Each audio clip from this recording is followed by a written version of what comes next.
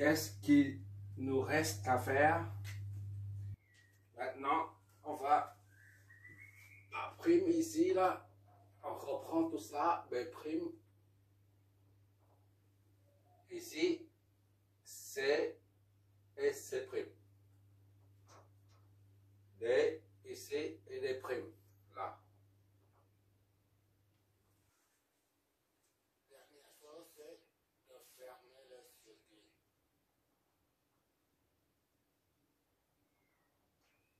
Ça, c'est ce cap-là. D'accord? Et ce cap-là, du pôle négatif jusqu'à D prime. C'est là. En haut, c'est pareil, on va fermer le circuit. Le circuit est ainsi bouclé. Et on reprend les courants. Le courant I sort d'ici. Du générateur de tension. Il parcourt ce chemin, descend ici et traverse l'ampoule. Le récepteur R1 ressort de l'autre côté pour enfin retourner au pôle moins de la source. Idem ici, il sort du pôle positif de la source de tension de la batterie de 12 volts, parcourt le chemin, descend pour entrer dans le fer repassé, puis ressort de l'autre pour enfin retourner au pôle négatif de la batterie de voiture.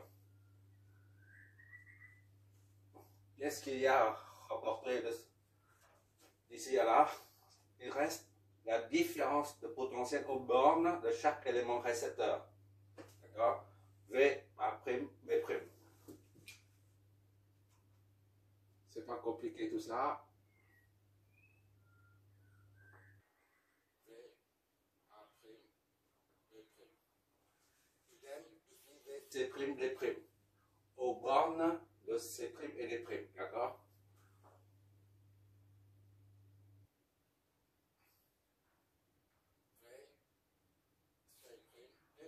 Voilà, c'est terminé.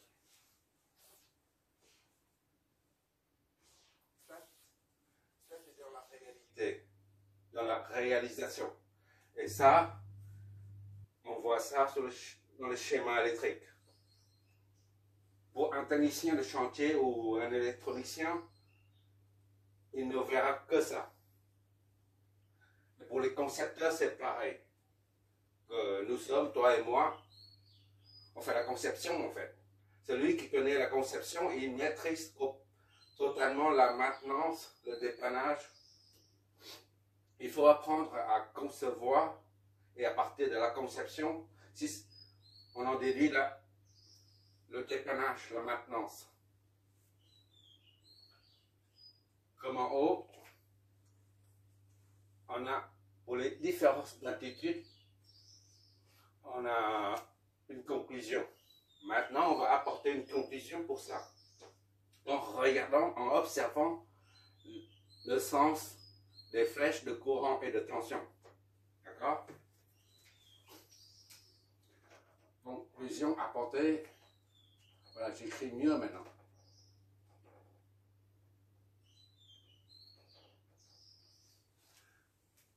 On remarque ici que pour une source de tension, le sens de la flèche de courant et le sens de la flèche de la différence de potentiel s'orientent dans le même sens.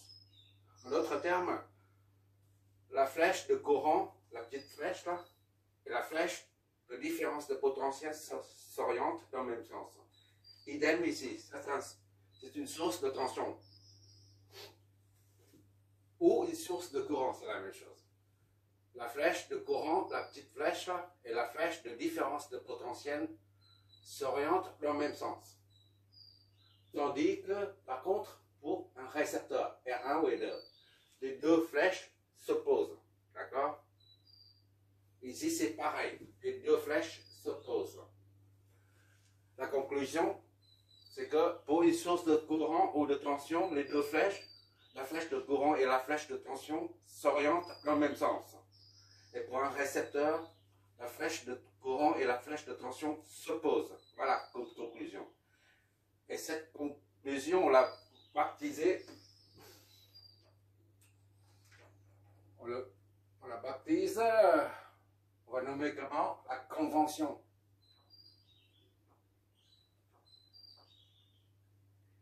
De récepteur. D'accord? Ça, c'est hyper important en électricité comme en électronique. Si on ne retient pas ça, on ne peut aller nulle part. On ne peut analyser aucun circuit électrique. D'accord? Je reprends puisque c'est tellement important. Pour une source de tension ou une source de courant, les deux flèches, la flèche de tension et la flèche de courant s'orientent dans le même sens. Pour un récepteur, la flèche de tension et la flèche de courant s'opposent. Hyper important, mais hyper simple aussi. Bon. En électricité comme en électronique, si on a un problème à analyser, il faut développer, on a un circuit et pour résoudre, on écrit une dizaine de lignes, disons 20 lignes pour avoir la solution. Mais seulement les deux premières lignes concernent l'électricité. Les lois d'Ohm, loi Neu, loi des mailles, etc.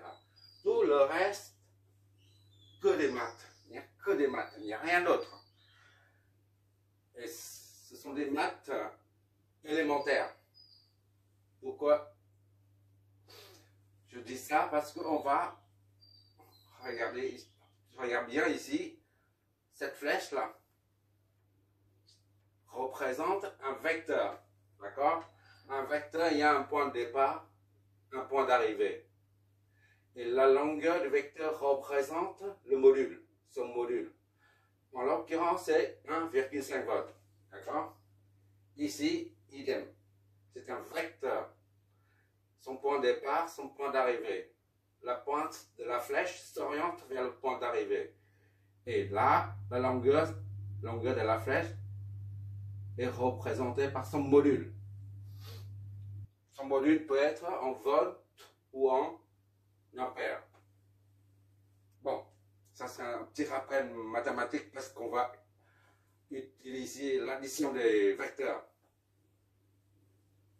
Bon, maintenant on peut oublier ça, on va appliquer tout ça là, la convention de récepteur à un circuit électronique réel. Bon.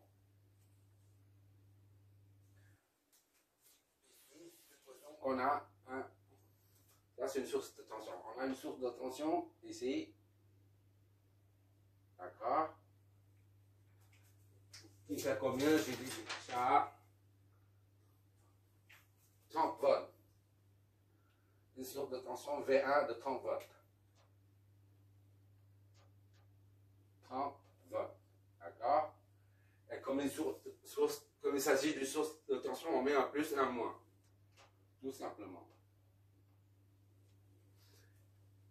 Et deux fils conducteurs avec deux bornes de connexion. Voilà. Comme ici.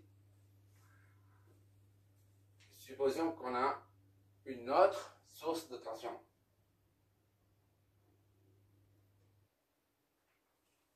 V2 de 20 volts, par exemple. C'est un cercle muni de deux signes, plus et moins. Comme d'habitude, on laisse ça avec deux points de connexion. Voilà. Et on va mettre un récepteur. R1, c'est une résistance. Un récepteur R1 qui est comme ça. Voilà. résistance est de 2 kΩ. D'accord? Et le deuxième récepteur,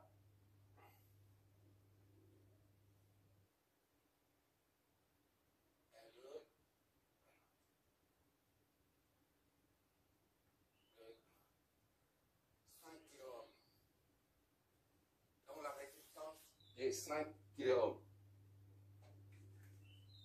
Un récepteur dont la résistance est de 2000 ohms. Le deuxième récepteur dont la résistance est égale à 5000 ohms. Et pour compliquer un peu davantage le circuit, on va mettre un autre récepteur, disons R3, dont la résistance est 4000 ohms, soit 4 kΩ. Voilà.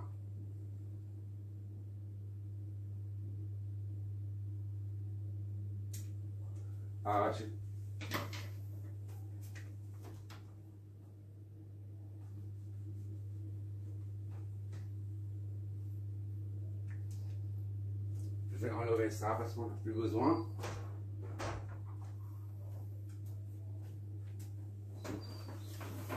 On met ça ici. Ah, c'est la misère. C'est la misère. C'est la misère du monde. Quelle misère.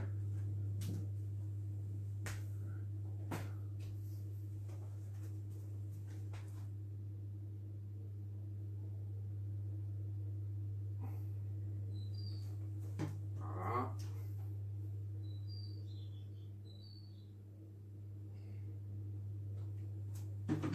Maintenant, on va fermer le circuit.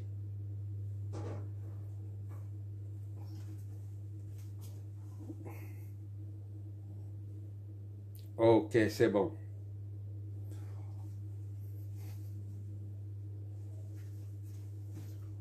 On va fermer le circuit.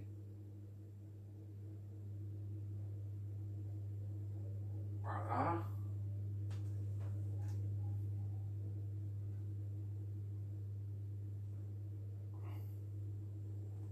Le circuit est ainsi bouclé.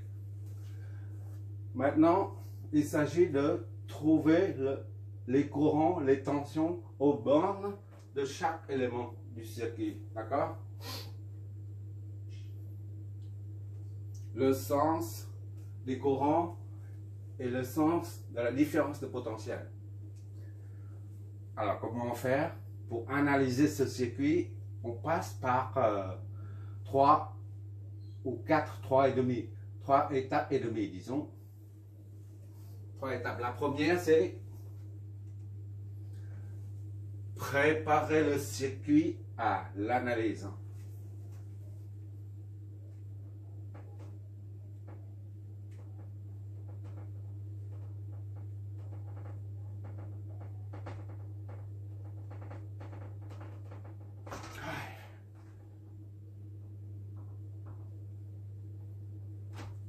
La deuxième étape consiste à poser les équations électriques.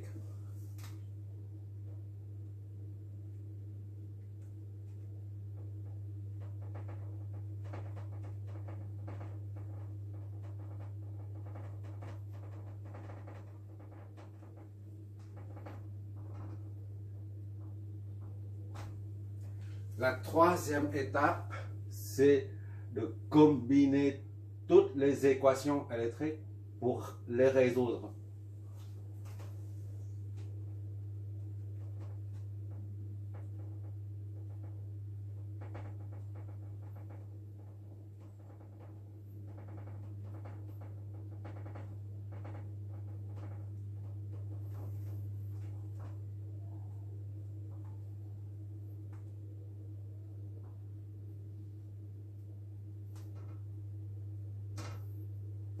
Voilà.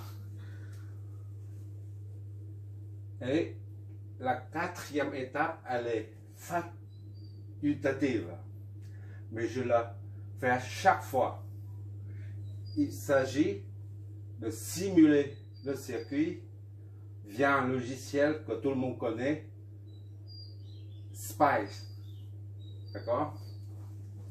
Quatrième étape, c'est simuler le circuit.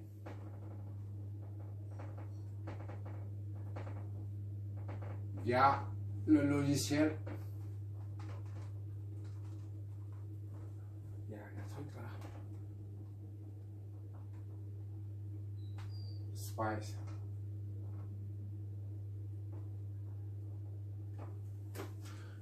Les concepteurs de des circuits intégrés, les chips, on dit, ils font chaque fois la simulation. Puisqu'en électronique, si on ne simule pas, c'est impensable de nos jours.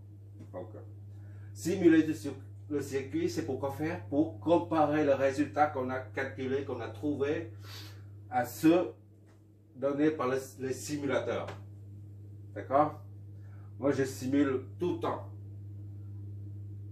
Tu vas voir, chaque problème traité ici sera simulé à la fin. Sinon, ce ne sera pas valable. D'accord? Bon. On y va. On va attaquer la préparation du circuit à l'analyse. Qu'est-ce que ça signifie? Et bien, comme tout à l'heure, on va faire on ne fait que des suppositions. Premièrement, on suppose que la source V1 débite un courant I1. D'accord? Et la source V2, le sens dans cette direction. C'est une supposition, tout court. V2 fournit un courant I2. D'accord? Déjà, j'ai oublié de numéroter les nœuds. Ici, disons, c'est A. Nœud A. Ici, c'est le même point. Tout ça, c'est le même point. Le A aussi. Idem ici, parce que c'est relié. A. Et ça, c'est B.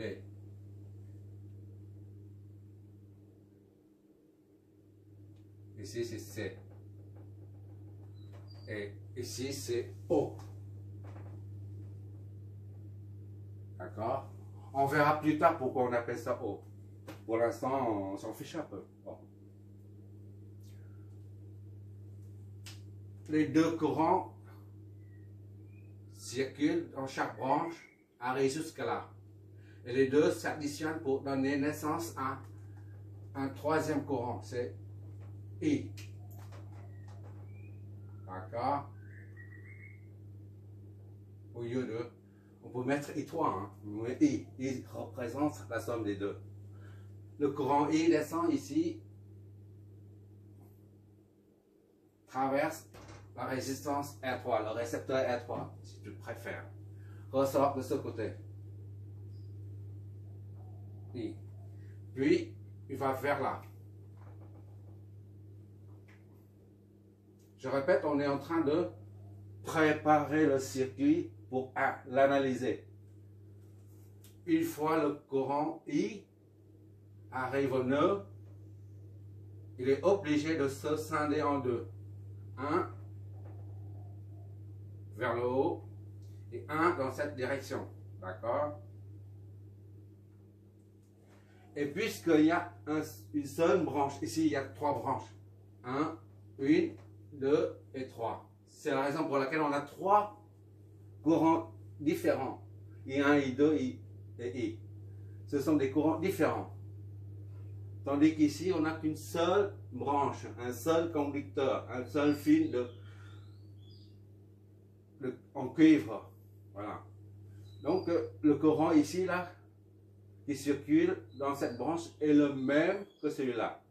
Et par conséquent, on met I2. C'est le même courant, d'accord? Ce courant-là, il va remonter en haut.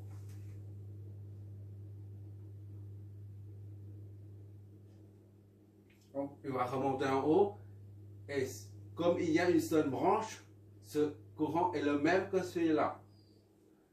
Et par conséquent, c'est I1. Voilà. C'est tellement simple. Qu'est-ce qui manque pour un circuit?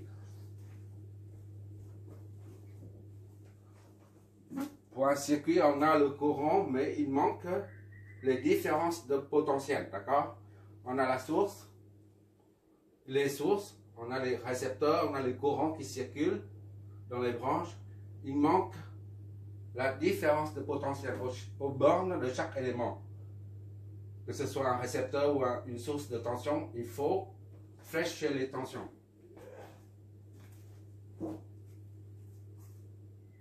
Quand on parle de tension, on entend par là, il s'agit d'une différence de potentiel, d'accord? Tension signifie différence de potentiel.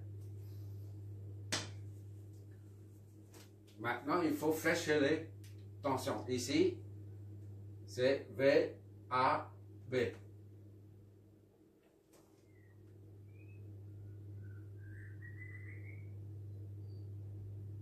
VAB. D'après la convention de récepteur, quand il s'agit d'une source de tension, les deux flèches s'orientent dans le même sens. D'accord? VAB.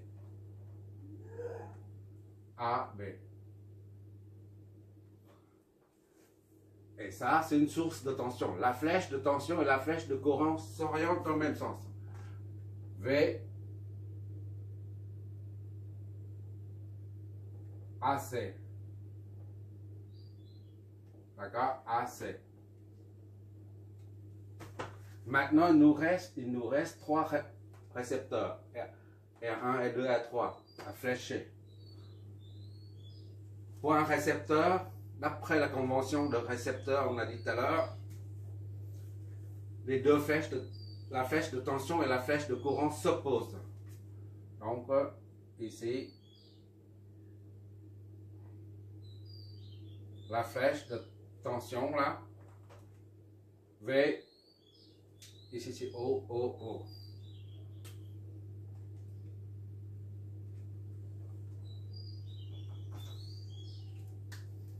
V, on part de la pointe de la flèche jusqu'au pied. V, O, B.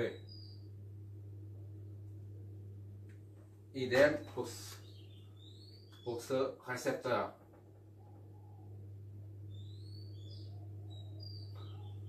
Les deux flèches doivent s'opposer. Ça descend et ça monte. Puisque ça monte, la flèche de tension s'oriente vers le bas. V, O, C. D'accord? Et ça, la flèche de courant descend, la flèche de tension monte. C'est la convention de récepteur qui dicte le sens de la tension, de la différence de potentiel.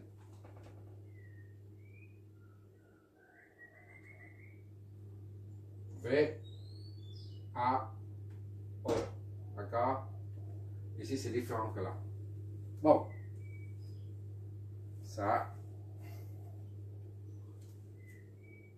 Ici, on met les potentiels. VA ici. Idem ici, VA. C'est le même point. Hein. VA. Ici, VB.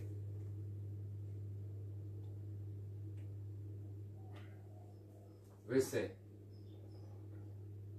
J'utilise ces flèches-là, ça vient du génie civil. VC. Et enfin, ça, VO. Potentiel au point O. On met un seul. VO. Bon, ici, c'est VO aussi. Ce sont des potentiels à chaque point du circuit. VO. Une dernière chose.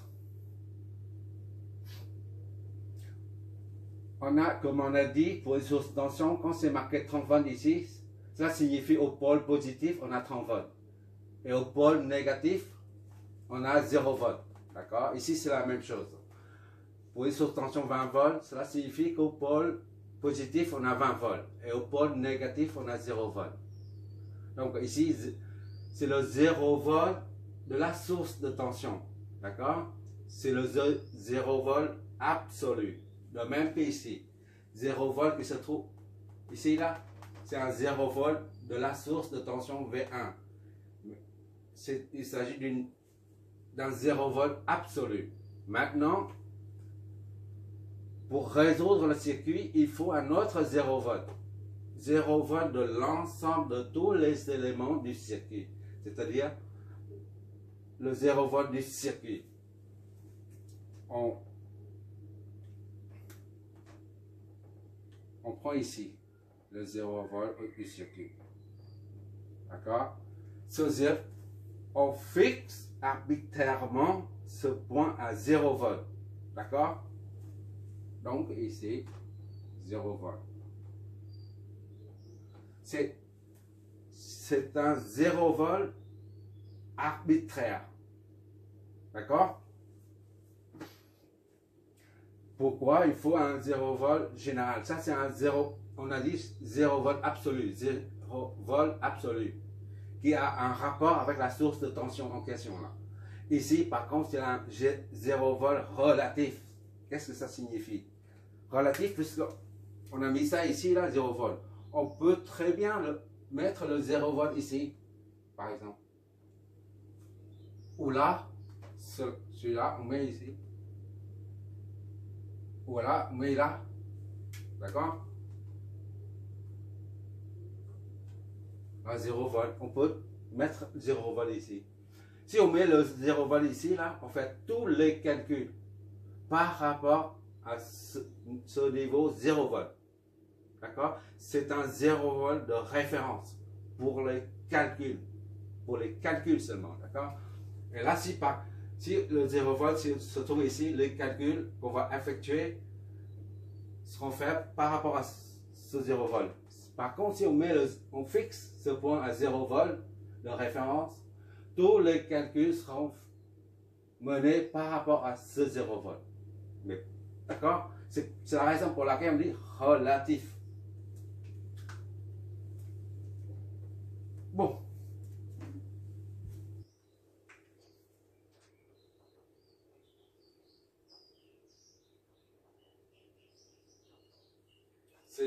C'est le 0 volt de l'ensemble du circuit. Bon. Ça, c'est terminé la phase de préparation du circuit à l'analyse. C'est terminé.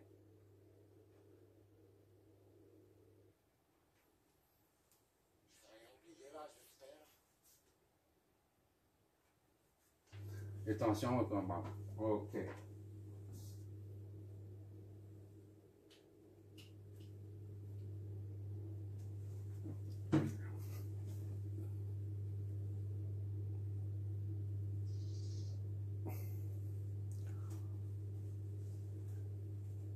Maintenant, on va poser les équations électriques.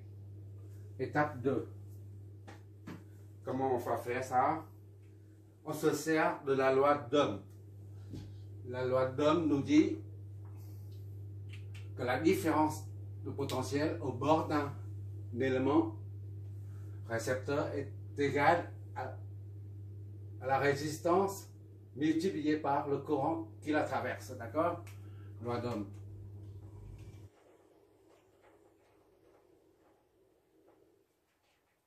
La différence de potentiel au bord d'un élément récepteur est égale à sa résistance R fois le courant qui la traverse. Cette fameuse formule est à appliquer à chaque élément du circuit, c'est tout. C'est assez simple. Bon, on y va. On va attaquer ça, puis ça, puis ça dans l'ordre. la différence de potentiel aux bornes de V OB, c'est VOB.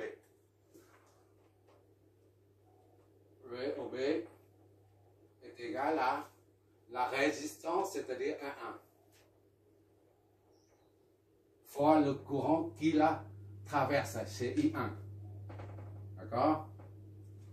Or, on a dit la différence de potentiel VOB est égale au potentiel au point O moins le potentiel au point B. Donc, VOB est égal à VO moins VB. D'accord? Comme ici, la différence de d'altitude entre A et B, c'est l'altitude au point A moins l'altitude au point B. D'accord? Ici, VAB est égal à VA moins VB. 1,5 moins 0, ça donne 1,5. D'accord? On applique ça.